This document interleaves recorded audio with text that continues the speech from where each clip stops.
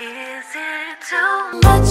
You can't keep up, and it wouldn't be fair to let you touch. Is it too much? You can't keep up, and it wouldn't be fair. And no need to rush, and no need to rush.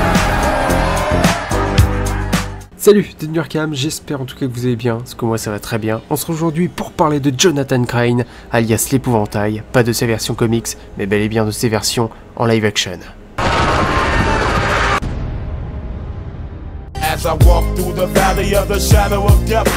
Et non, je ne me fous absolument pas de votre gueule. Vous vous demandez pourquoi Coolio est présent?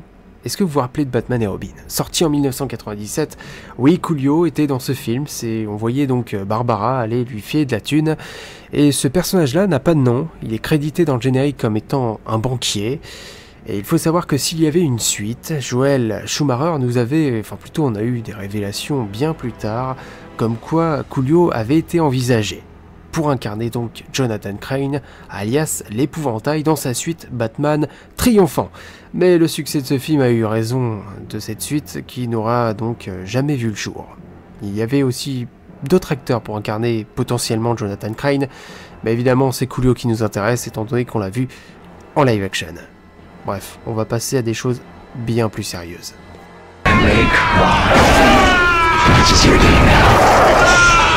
Cillian Murphy en 2005 apparu donc dans Batman Begins, il apparaîtra aussi dans The Dark Knight et The Dark Knight Rises, apparu donc dans toute la trilogie Nolan.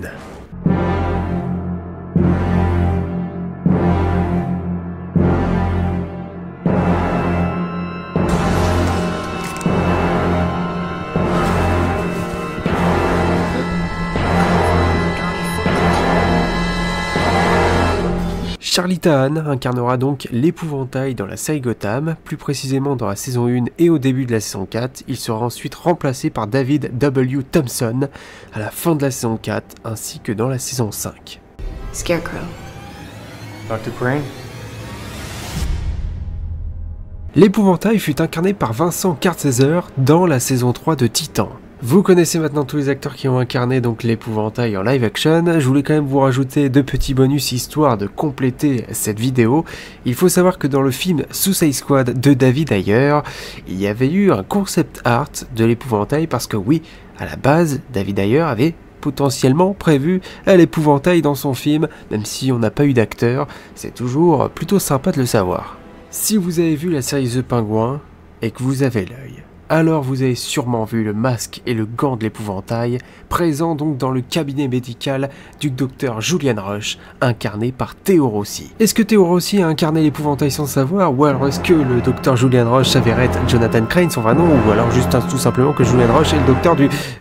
Ah oui putain, doucement, c'est pas une vidéo théorie ici. Et comme je suis généreux, je vous rajoute encore un bonus. Oui, Jonathan Crane est mentionné dans la reverse, on y voit même sa toxine, mais aucun acteur pour l'incarner.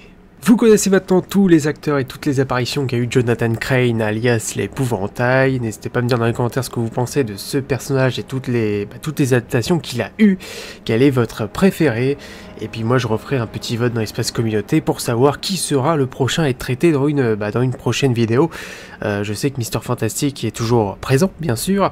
Et il y aura évidemment quelqu'un d'autre face à lui. Si vous avez des idées, l'espace commentaire est présent.